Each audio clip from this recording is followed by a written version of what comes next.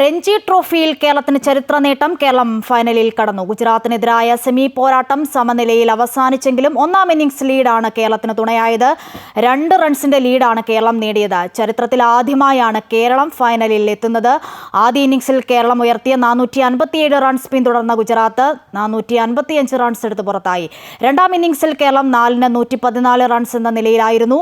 ഒന്നാം ഇന്നിംഗ്സിൽ കേരളത്തിന്റെ ആദിത്യ സർവാദെ, ജലജ സക്സേന എന്നിവർ 4 വിക്കറ്റ് വീതം വീഴ്ത്തി. അവസാന ദിനമായി ഇന്ന് കേരളം 3 വിക്കറ്റുകളാണ് വീഴ്ത്തിയത്. ബുധനാഴ്ച തുടങ്ങുന്ന ഫൈനലിൽ കേരളം വിദർഭയെ നേരിടും. ഇപ്പോൾ KCAയുടെ പ്രസിഡന്റ് ജയേഷ് ജോർജ് കൂടി ഈ സന്തോഷം പങ്കുവയ്ക്കാൻ നമ്മളോടൊപ്പം ചേരുന്നുണ്ട്. ശ്രീ ജയേഷ് ജോർജ്, അങ്ങനെ കേരളം ഫൈനലിൽ എത്തിയിരിക്കുകയാണ് എന്നുള്ള ഒരു സന്തോഷ വാർത്ത. എന്തായാലും കേരളത്തിനെ സംബന്ധിച്ച് അഭിമാന നിമിഷം. എങ്ങനെ നോക്കിക്കാണാം ഈ ഒരു മത്സരത്തെ? തീർച്ചയായിട്ടും നമ്മളെല്ലാവരും മുൾമുനയിൽ നിർത്തിക്കൊണ്ടൊരു മത്സരമായിരുന്നു ഇത്. അറിയാമല്ലോ, നമ്മുടെ ക്വാർട്ടർ ഫൈനലാണെങ്കിൽ 1 റണ്ണിന്റെ ലീഡിലാണ് നമ്മൾ പൊരുതി നേടിയ വിജയം. ഇന്ന് 2 റണ്ണിന്റെ ലീഡിലാണ് നമ്മൾ ഫൈനലിലേക്ക് എത്തുന്നത്. പോരാട്ട വീര്യവും ഏതായാലും വളരെയധികം സന്തോഷമുണ്ട് ഇങ്ങനൊരു ഫൈനലിൽ എത്തിയതിന്. കാര്യം വർഷങ്ങളായിട്ട് കാത്തിരുന്ന ഒരു നിമിഷമാണ്. നമ്മൾ 2016-17 നമ്മൾ സെമി ഫൈനലിലെത്തി.